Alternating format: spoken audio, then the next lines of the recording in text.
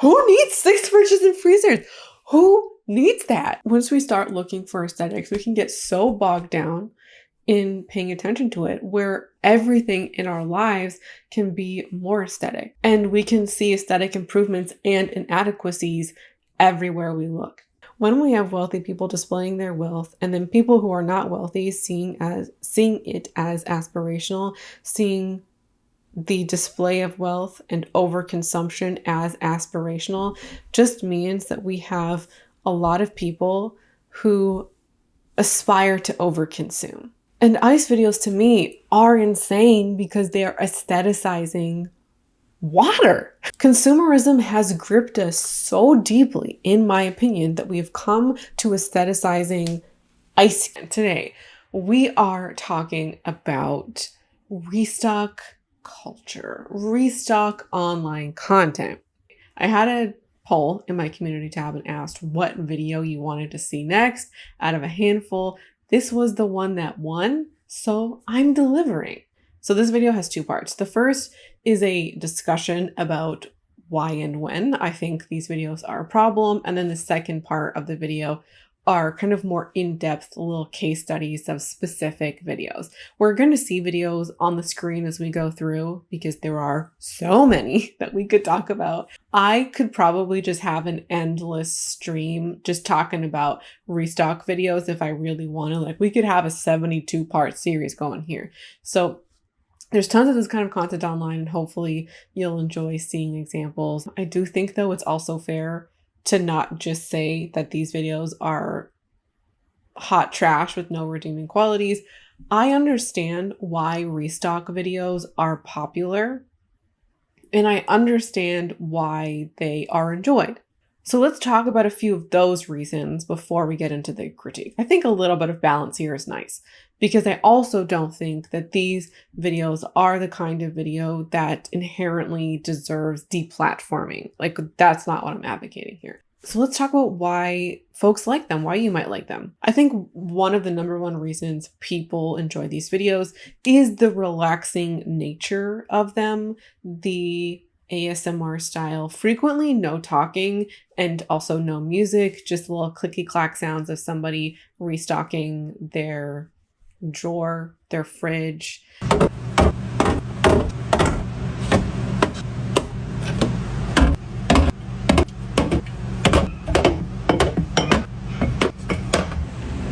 A lot of people find these very soothing. I've actually heard from people who've mentioned, when I've mentioned these videos, talk about how they watch them going to bed or before going to bed.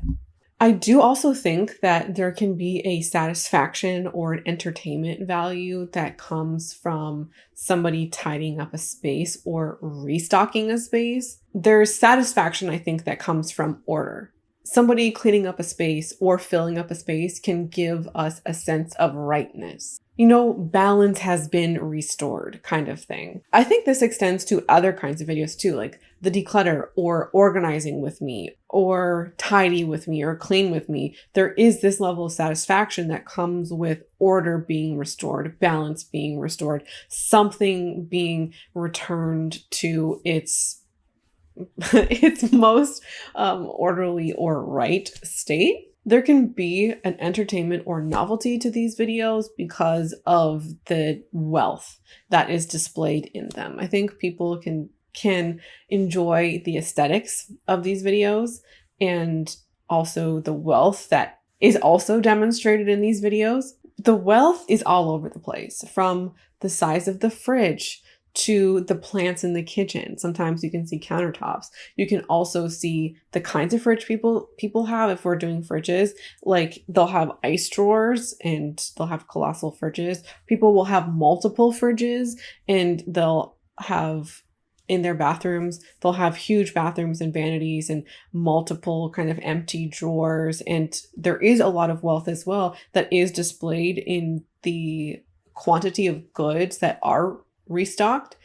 So I think that adds a lot of novelty and entertainment because folks can watch it having no expectation that they'll do it themselves and find that kind of satisfaction of like living vicariously through somebody else. And then there's also just the entertainment value that can come from one or all of the points that I mentioned or additional points. If you like these videos, I would like to know why.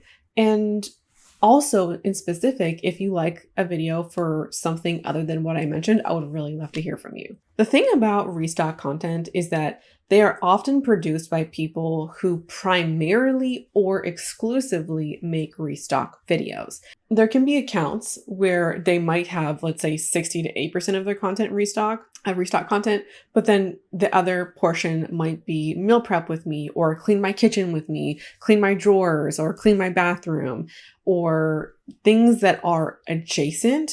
But then when you look at the views of their videos, it's the restocks that do best. And I think some of those other videos are intended to kind of add a little bit of variety, a little bit of extra spice, and monetizing things that they might already be wanting to do in the name of content production. Like if you need to clean your kitchen in order to film your restock video, then you can monetize something else that you would have to do in order to prepare more content. So here's how restock content creators make money online, even if it's just partner program revenue.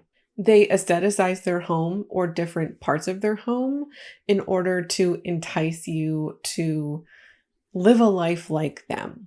So your fridge can look like theirs. So your bathroom can look like theirs. Number two, they make money by enticing you to buy the specific products referenced in their videos. Majority of the time, these videos will have links to Amazon storefront. So they could have like a section that is fridge essentials, and all of the stuff they mentioned in their fridge restocks are there.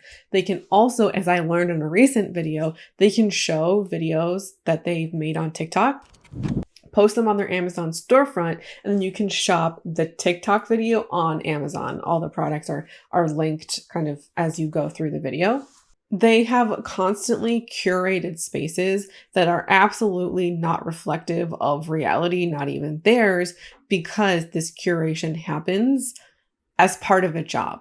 And this constantly curated space plays into the aestheticization, but also can lead to an individual or a viewer devaluing their own home and their own space. We're going to talk more about all of this because they really want you to desire their lifestyle, their home, or a specific place in their home, so you buy their products. This is one of the central ways that they make money. And even if you find this content relaxing, they're not creating this content with the intention of lulling you to sleep. They're creating this content with the intention of selling you things, selling you all the stuff mentioned in their video. And these videos also promote overconsumption in very many ways.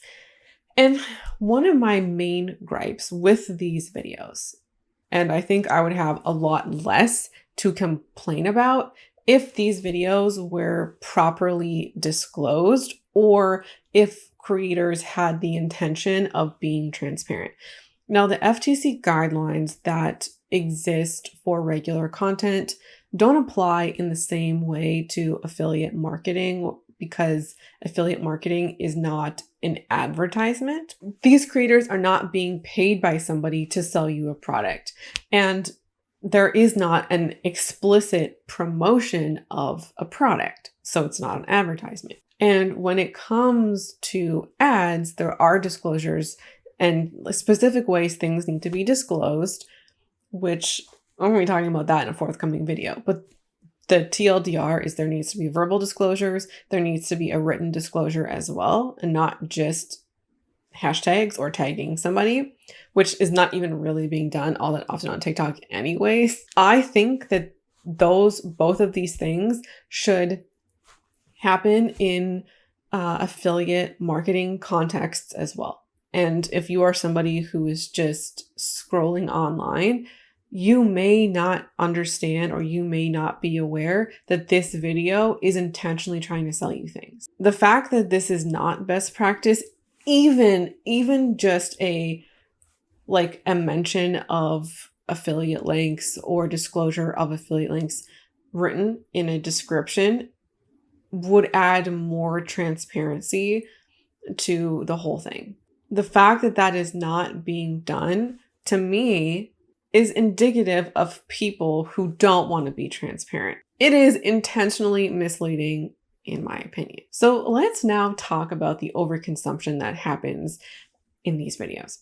These videos encourage their audience to own specific items in order to have their fridge appear in aesthetic ways. You know, the plastic bins, the drink dispensers, the pickle storage containers, or just other kinds of containers. And sometimes it really feels like creators are doing the absolute most. Like they're showing as many single-use gadgets, as many kitchen gadgets as possible in these videos. So hopefully when you're watching, you'll just like one of them. Your guacamole saver and your pickle contain. These videos also encourage overconsumption through the video type itself, through the constant restocking, the constant buying things and showcasing what they're buying. And these videos are equivalent to any other kind of haul out there. Just imagine if I bought clothes, regardless of where they're from, but we'll say H&M, right? So I can link them for you. If I bought clothes and I was like consistently buying clothes and I was restock my closet with me, you would want to know where the clothes are from. And I'm also promoting continual buying of stuff and continuously buying more than I need.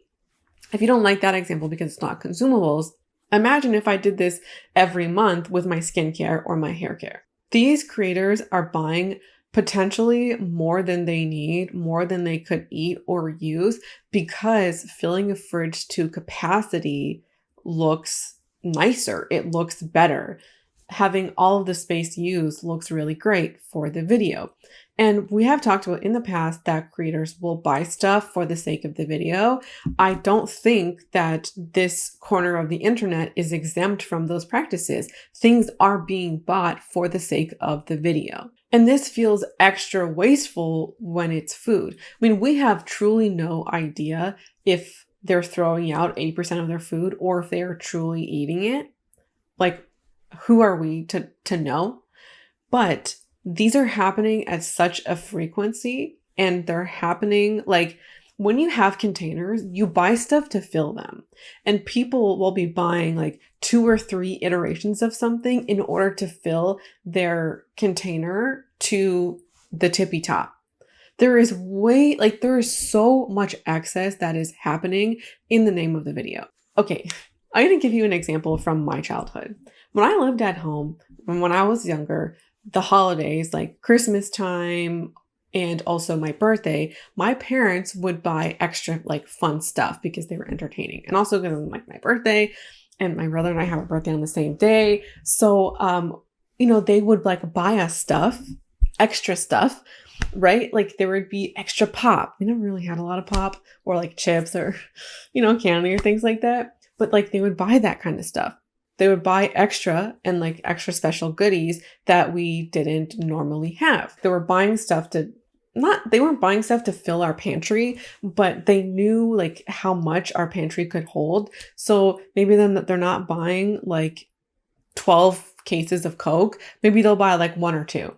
Then we would drink it and it would be amazing because we would have like all of this like Coke and cereal and chips that we would never have. And we would drink, let's say, a Coke a day or 2 Cokes a day. Sometimes we get wild over here as kids. And it would be amazing. But I didn't have all of this stuff every day and I was perfectly fine. So when you have extra stuff, then yeah, you can eat all of the extra snacks and drinks, but it's not necessary to live and far above the average for so many people. In these videos, creators have been heavily criticized for all of their buying of the packaged food and drinks, like all of the processed stuff. And people are saying things like, are you eating real food? There is a lot of money in being able to buy the quantity of drinks and all of these extra snacks that aren't really providing nutritional value. There is also money in the fresh produce. Cost of living is so freaking expensive The fact that these people can afford so much fresh fruit and vegetables, meat, and things like that is also such a privilege. It is such a privilege that we need to acknowledge. I think we're really good, or maybe better, at noticing overconsumption in other spaces. I just don't think we are as good as noticing overconsumption when it happens in videos like this. And the reason for that is because most people will grocery shop every week, or maybe a couple times a week, or maybe once every 2 weeks. And people, consume their stuff and can assume that the person is going to consume their stuff. But there's so much random crap that is being bought for the sake of the video. Nobody needs a fucking drink fridge full of like 12 different kinds of drinks. Like, literally, you don't need 12 different kinds of beer. You don't need like 8 kinds of energy drinks or 8 kinds of juice. Absolutely unnecessary. You are not a vending machine. I've seen, the drink restocks, but I've also seen the movie night restocks, and people are putting like freaking cases of candy. You don't need 12 packs of Starburst. Like, nobody needs 12 packs of Starburst. Nobody needs 6 packs of Skittles. Like, we don't need 12 chocolate bars. We also don't need all of this stuff together. They're doing it for the aesthetics, for the appeal. I do think some of this stuff is rage bait. Like, the absolute excess of it all pisses people off. I think that is part of why some of these videos are made. Not all of them. I think many of the fridge restocks aren't, but there are other categories like restocking candy or drink fridges, or maybe even, as we'll get into, bathroom restocks. I do think some of this is intentionally rage baiting. I feel very strongly that if these creators were not making this specific kind of video, they would not be buying half of what they're buying. I think their grocery hauls would look very differently. Would they even have drink fridges to begin with? I don't know, man. Also, I was watching somebody who said that they had like 3 fridges and 3 freezers or something like that. And it's like, what? Who needs 6 fridges and freezers? Who needs that? There's so much access happening in these videos. It is insane. And also, it's so expensive. Alexandra Gator, she, after the home edit show that came out in 2020 or 21, she like bought all their containers and did her kitchen, I think. And she spent $1,200 on plastic. Like, $1,200 organizing your kitchen isn't within most people's budgets. Restock culture is also, in my opinion, a really key example of conspicuous consumption. Conspicuous consumption comes from Thorstein Veblen's theory of the leisure class. And so here's what it describes. It describes and explains the practice by consumers of using goods of a higher quality or in greater quantity than might be considered necessary in practical terms. Now, historically, this has applied to luxury items. One of the most used examples are luxury cars, but we can also apply things like luxury handbags, designer clothes, things like that. Any handbag will serve its purpose to carry your items, but a luxury handbag is a symbol or marker of wealth, and the point of these luxury items is to signal just that. It's a way to display wealth and status. This is also typically applied to public spaces, bringing luxury into the public, and it's a performance of a sort. And when you consider the context of when this book was written, public displays of wealth were almost entirely the only possible displays of wealth. But with the rise of social media and technological advancements, displays of wealth are much easier to happen in the home. Places that were once almost exclusively private places are now able to become public spaces. And it's provided additional ways for people to overconsume and display their wealth. For the conspicuous consumer, their display of goods is also a display of discretionary income and subsequently a way to maintain their social status via the quantity of goods and or the type of goods. And in his work, he describes 2 different key characteristics of goods. And here's a really great summary of this. The first type is what Veblen called the serviceability of the good. In other words, that the good gets the job done. Example, luxury and economy cars are equally able to get to a given destination. The other characteristic of a good is what Veblen calls its honorific aspect. Driving a luxury car shows that the consumer can afford to drive an automobile that others may admire. That admiration comes not primarily from the car's ability to get the job done, but from the visible evidence of wealth it provides. The vehicle is thus an outward display of one's status in society. And he also recognized that the role of technology can close these gaps. However, I'm not entirely sure that he could have foresaw just how much technology has democratized a lot of things. In my opinion, these videos are examples of conspicuous consumption in action. They may not be as overt as the luxury bag, because with the luxury bag, we have a very clear example of something that is super expensive. It's one item being expensive. But conspicuous consumption can happen when you have an excess of something. An excess doesn't just inherently equal price. It could be quantity. And that is exactly what's happening here. You are having people buy much more than they need, than what is normal or necessary. And that is part of the distinction of conspicuous consumption. It's when you could buy something else, or you could buy less and live a happy life, and that thing will satisfy. But it's when you buy beyond that those things have an honorific nature to them. These are demonstrations of wealth and excess. And that is part of what makes desiring or coveting this lifestyle as unrealistic or potentially dangerous, because people are coveting lifestyles and habits that are of the wealthy, that aren't easily replicable without that kind of money. Aestheticization is also another tool to get people to watch these videos as well as buy the items in the videos. It's a huge component and tool of the video that also encourages overconsumption.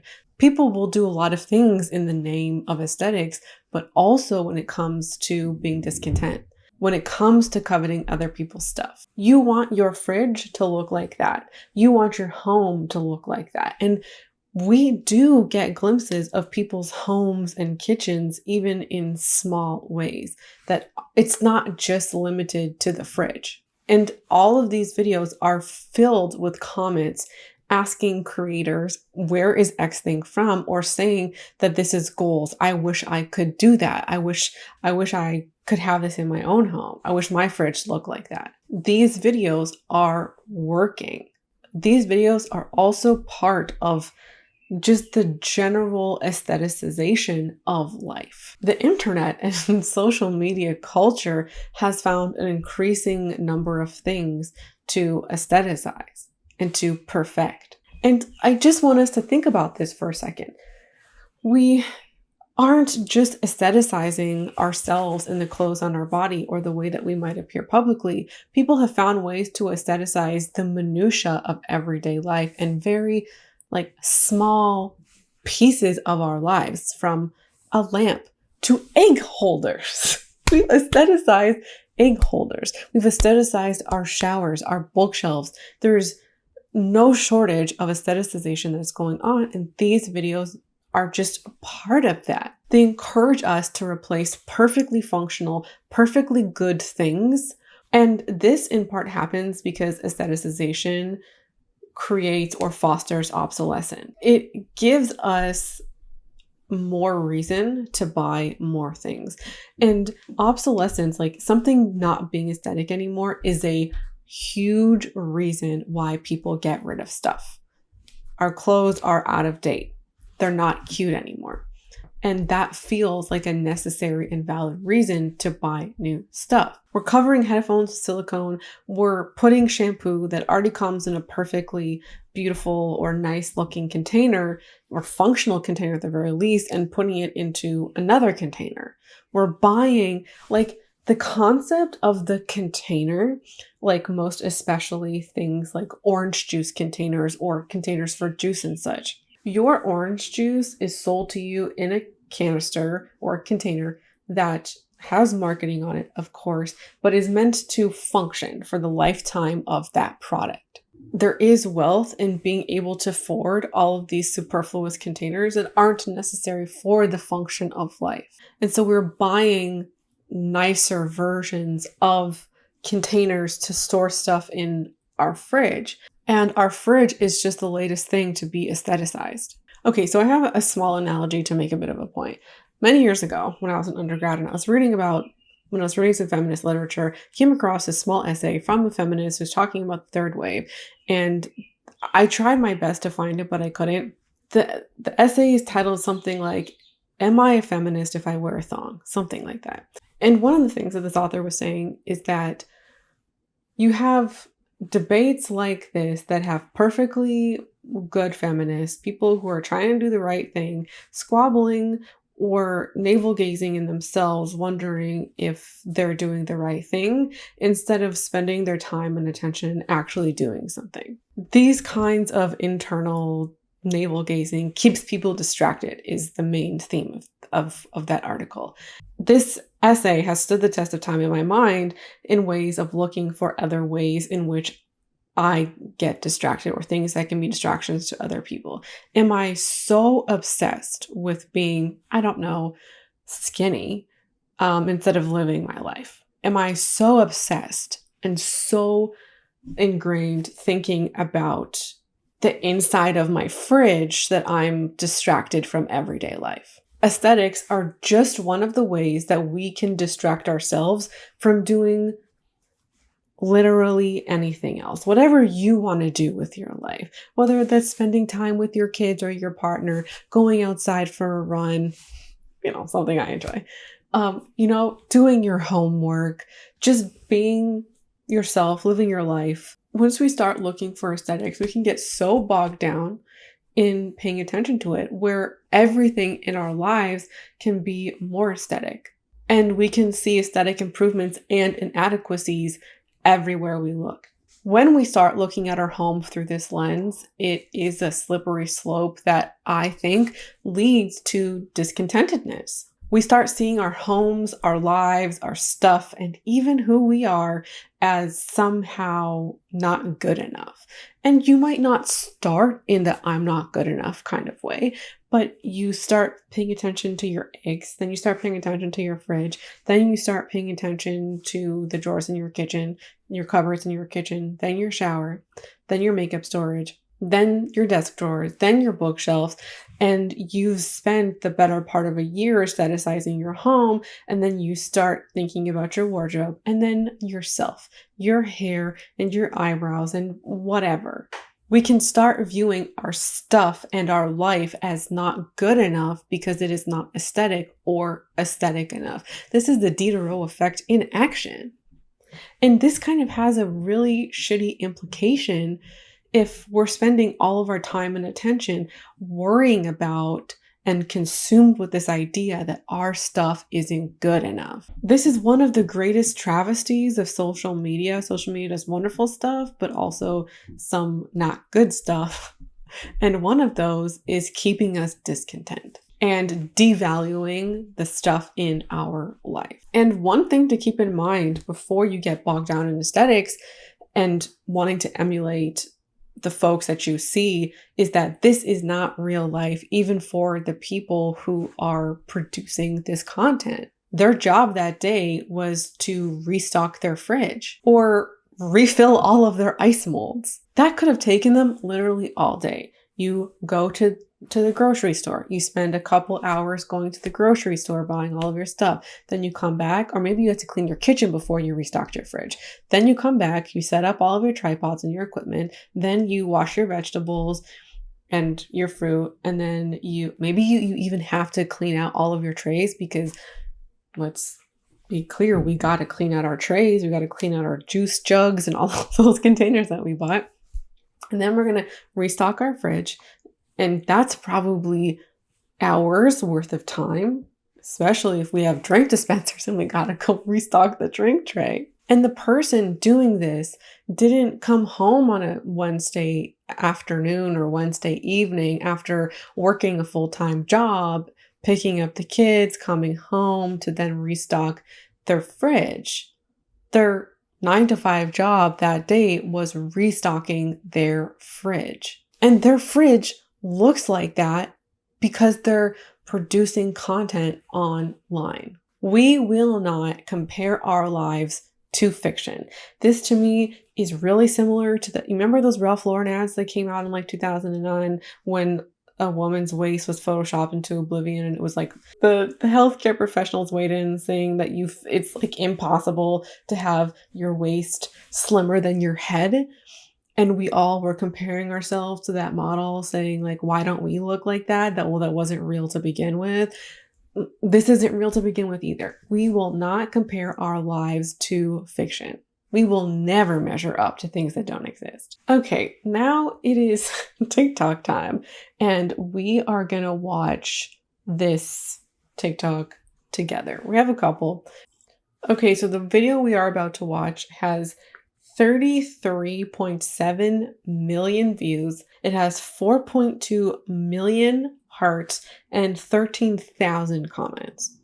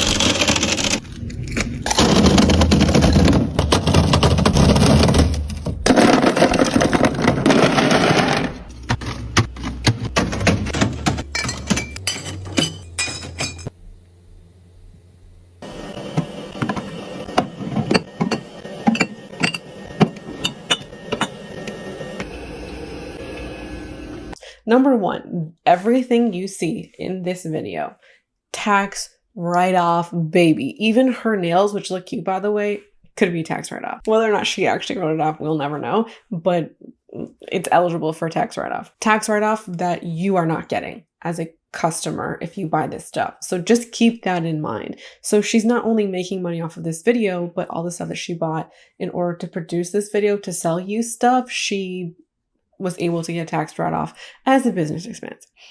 Also, this is like my 4th or 5th time watching it, and it only struck me now that we carry 4 different types of water. And Fiji water is so expensive. We do not need 4 you do not need 4 types of bottled water in your own home. The tap exists. Like I mean, even if you want to be bougie, if you're this rich, get yourself a reverse osmosis. There's other things we can do besides buying 4 types of bottled water. We also have 3 types of Starbucks Frappuccino, cold brew, and espresso shots. Like, let me now calculate the total of everything in this video, just the containers. We are not going to be calculating the cost of all of the beverages or all of the food. I think that would just be would be very difficult to do, because the cost of these things are going to vary wildly across the US and Canada. 30 to 40% more expensive here. So there's that. And I'll let you know as we go through if there's things I can't find. The one category of stuff that I can say I could not find were the drink dispensers.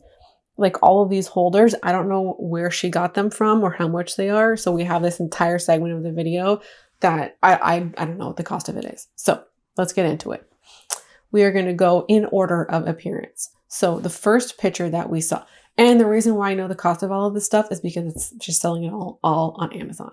Picture number 1, $19.99. The glass water bottles featured in the fridge, $37.99 for a pack of 4. Her pickle storage container, $22.98. Her cold cut and cheese keeper is $55.98. This is on Amazon US, by the way. This is an American pricing. Her egg container, $25.99. Her guacamole saver, $13.99. Her butter dish, $13.99. Her plastic storage containers. This one, she had a couple of options and I wasn't totally sure which ones they were. So I went with the cheapest option. She has 9 of these wide ones. They were $20.58 for a 2-pack. She has 2 narrow for $28.99. I don't know what container she stored her ice in, so I don't have a calculation for that. The small ice sphere mold, $14.99. Medium ice sphere mold, $9.99. Her heart mold, $14.99. And her butter mold, $13.95. So in order to get close to what she has, you'd have to spend $356.11. Also, let me just point to the fact that this video is titled Restock a Few of My Fridges with Me, implying that she has more than two fridges. Was it just 2? No, there's at least a 3rd fridge. So we have 3 fridges and there are potentially more fridges. Let me just read a couple of the comments to you. Stuff like this gets me excited for my future home. People asking where she got specific things from. Some people want to be rich to buy a Lamborghini, but I want to be rich for this. Where do you buy all your jars? These videos remind me that I do in fact need a professional organizer. You're amazing. Love everything you do. I want all of this. I love your videos so much. I feel in the minority in this comment section criticizing this video, or at least critiquing this video. Most people in the comment section either like this or like it because they want to adopt this for themselves.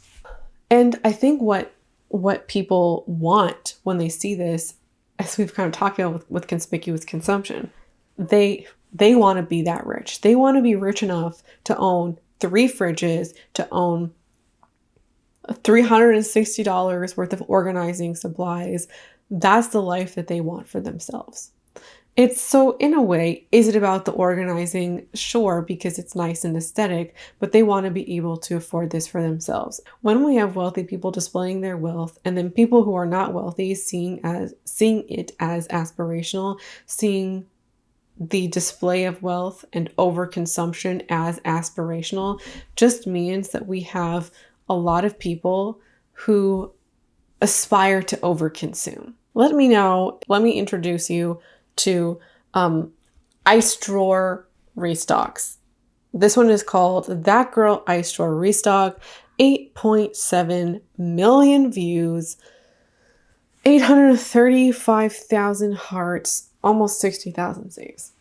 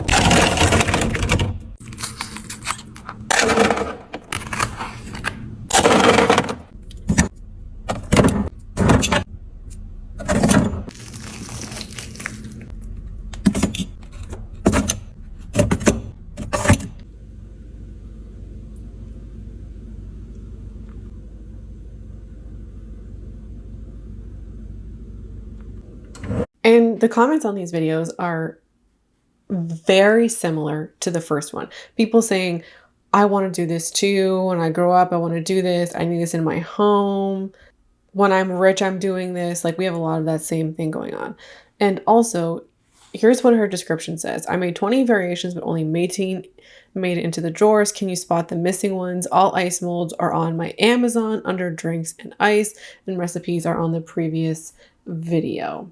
Early on in the video, when I was talking about my gripes with disclosures, I think this is probably like one of the better ones out there, to be honest, because although she's not saying I make money off of your purchase or with the affiliate links that you click on in this video, there is an implication, at least I feel like an association, that she's going to make money because you're going to shop her stuff on Amazon. So I think I would say that there's more transparency than normal. And videos like these ice restocks, they can maybe like fly under the radar because you're just like, oh, it's just like water and ice, because we are over consuming ice, which is such a wild thing for me to say. Nobody needs this many ice molds. In order to prepare all of these ice molds, like, it's a production. So it takes some time to film up, put them away. We have 3, let alone 18, and making all of these specific recipes. This is hours upon hours of production to making these separate recipes, pouring them in, putting them in the fridge, taking them out and restocking them. This is time. You have to have a certain amount of wealth in order to have a certain amount of time, in order to spend hours a week on something as inconsequential as ice variety. The average person is not going to have the room for the ice to fit 20 ice molds, the money to buy all of this ice, or the time to consistently produce 20 varieties of ice. She's able to do this because this is her job. This video also directly appeals to aesthetics. She calls it the It Girl Ice Restock. So there is a direct appeal to aesthetics and also inspiration of that it girl. The it girl, she is the girl on TikTok. She is the girl that so many people aspire to on TikTok. And so this creator is directly appealing to that audience. She's appealing to the appeal. She's appealing to people who aspire to health and wellness and to their better selves. And so there is an implication here that in order to be the best version of yourself, which I could say implications of health and wellness, like drinking more water, being more healthy and hydrated, live a life like this. This is what the it girls do. That girl does this. Nobody needs this much ice, like, let's be very clear. And ice videos to me are insane because they are aestheticizing water. Water is, it's not free because you have to pay for the water that comes into your tap, but like, it's the closest thing to free of any beverage you could really find. So they're aestheticizing something that is free to get you to pay more money for something that you don't need to pay money for. Consumerism has gripped us so deeply, in my opinion, that we've come to aestheticizing ice. When we look at it, we've been aestheticizing water for a long time. And these name brand waters with these really cool packaging that make us want to buy this kind of water because the bottle is so cool and we associate this water with luxury, this water with health and wellness. And bottled water has been doing that, which is already just insane. And we're doing this and extending this to ice cubes. I also wouldn't call this the promotion of water. I think it would be a great thing if somebody was promoting drinking more water. But if you wanted to actually promote drinking water, my route would be to encourage people to romanticize their lives. And if I was going to encourage people to buy something, which if you're new to this channel is not something that I would do, but if I were to encourage somebody to buy something, it wouldn't be 20 ice cube trays. It'd be like one thing. Okay, if you do want to romanticize your life and drink more water, what I would say is find your most favorite cup, your most favorite mug. Do you have ice cubes? Do it. Make yourself some ice cubes. Put them in your water. Maybe if you have a straw, Do you have like a cute straw? I have a straw. I have a metal straw. Put your ice in there. Maybe if you have a lemon in your fridge, cut up that lemon. Water aestheticized. What's being done here is the same kind of aesthetic tactics that are used elsewhere.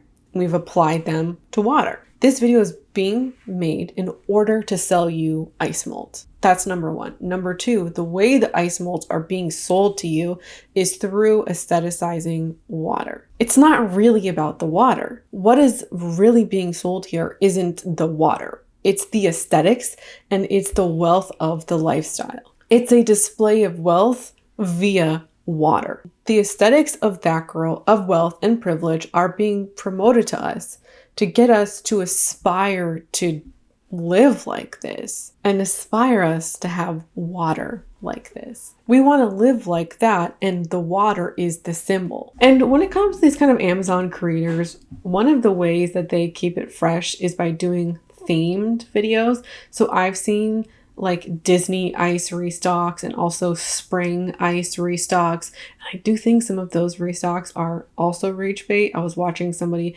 like spill water all over their counter, and I was just... So they'll do seasonal recipes or they'll put themes in order to be able to reproduce more content and then also sell you more things. So they'll buy this flower ice molds for spring, they'll buy the snowflake ice molds for winter to have something new and fresh to sell you. The last thing on today's menu is the bathroom restock. And there are so many examples of wild bathroom restocks. People are putting everything in their freaking kitchen sink in their bathroom counters. And to me, I think if there was like a display of excess, these might be it. You know what? Let's watch this. Let's watch this video and then we can come in with the commentary.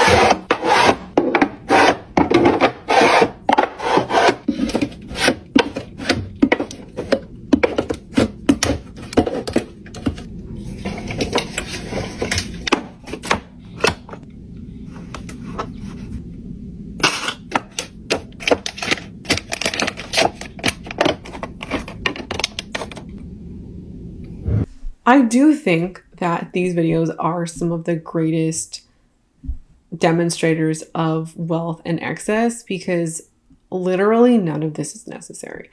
When you got to the fridge restocks, I can see the argument that like you're going to eat all of this stuff. Like theoretically, somebody could get through all of this stuff, or this is what my family eats in a week.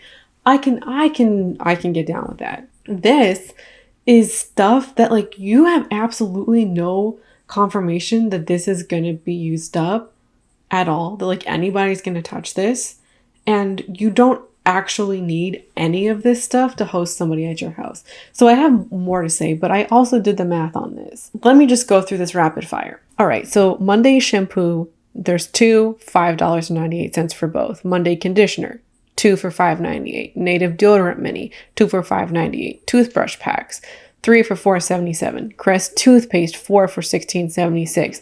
The Thayer's toner, 3 for $11.97. The razors, 3 for $29.97. Claw clips, 2 for $7.99. Floss, $23.98 for two packs. Each pack was like $11 and change. We're spending $11 on floss. Earplug pack, $3.49. Cotton rounds, $2. Harry's body wash, 2 for $5.98. Harry's shave cream, 2 for $16.78. Dry shampoo, 3 for $8.97. Eye patches, I put $15, but it's actually more expensive than that. It's probably $30 because she got 2 different patches.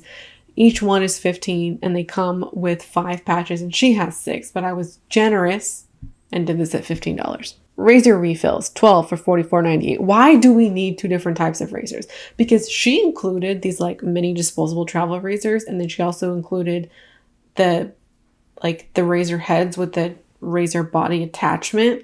Why do we need 2 different kinds of razors? Okay, $44.98. Tresemme shampoo, 3 for $5.97. The conditioner, 3 for $5.97. The loofah, 2 for $3.98. Dry bar brushes, 2 for $24. Hairpins, no idea where those are from. Scrunchies, 2 for $7.99. Sephora mask, 4 for $24. Hair gel, $5.98. She purchased over 55 items, and that is not including like individual hairpins or individual earplugs. Okay, and she spent $280.47, not including tax and items that are missing. $288 to fill a cabinet with stuff that nobody actually needs. And this isn't even the most outrageous bathroom restock out there. This is like middle of the road. You have people who are buying like headbands and like Sephora skincare and hair care and putting them in their bathroom restocks or their guest bathrooms. I have to have a guest bathroom to begin with. I don't have 2 bathrooms, so I could never do this. You living in an apartment or a condo, very likely not going to have 2 bathrooms. Then you're also going to have the space to be able to do this, and then the money to be able to buy this stuff, and then also even more money to be able to upkeep this kind of thing. This creator is treating her bathroom like a department store and her house like a hotel, which is not normal behavior.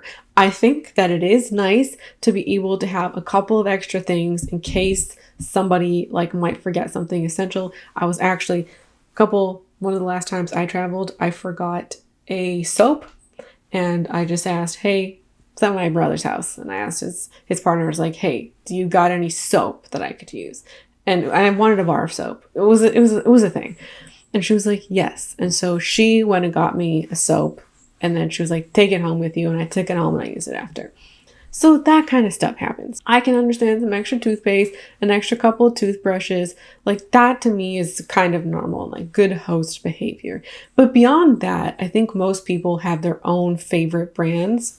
And these kinds of videos, I think, can come across as like, wow, she's being a great host. And so it's difficult to critique these videos because I just sound like some kind of, I don't know, like crotchety millennial or something. But this is wasteful. Let me just give you the loofah as an example. These are something that people don't tend to take great care of because they're cheap. And so if you present somebody with a loofah and they do actually use it, they're going to use it for the duration of their stay, and then that's probably going to be it. So somebody purchased a loofah, which is plastic, to then have available for somebody to use for a week and then it to be thrown out. If you were to buy a loofah at your own home and use it in your own home, most people would use that for a few months before throwing it out.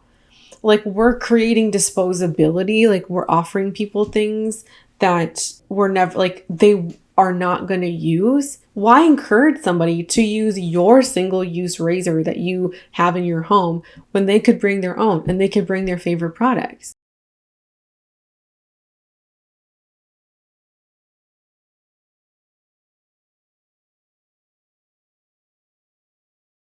You do not need to provide every step in somebody's shower routine. Like, you don't need to provide somebody scrunchies and hairbrushes, or for like somebody to take home as like a goodie bag or something. Like, it's just wasteful. And if somebody does forget something, let's let them pick something that they would want to use. I do think that these videos in particular have the ability to rub off on other people and encourage them to set up something like this in their own home, or perhaps feel bad that they don't do this themselves. And I can see people being like, wow, that is so nice. Let me do this in my own bathroom. Having a couple of items in case somebody like forgets something and they're it's late at night, they're coming from the airport and the stores aren't open or whatever. That's not what's being displayed here. And I think doing that is thoughtful, but that is not what's being displayed here. What's being displayed here is a $300 goodie drawer that is done for the purposes of creating content online. Hosting people at your house is already expensive as it is, and it's quite frankly a privilege. It's expensive to travel. It's expensive to host people. And we don't need to add more costs to doing that. We don't need to refill our bathrooms or our guest bathrooms with things that people actually don't need. And if her guests never use this, where is the stuff going to go? I encourage you, if you're hosting people, to just focus on hosting them, being with them, and having them in your life instead of worrying about whether your bathroom is restocked enough. Because let's not get it twisted. This is excess. This is way beyond what is normal. That's the video for me today. I hope you enjoyed it. I hope you heard maybe some new takes or got a little bit of entertainment. I hope it was fun to watch. I would love to hear from you about your take on restocks and what you think about them. Thank you so much for watching, hang out with me today, and I hope to see you again around here soon.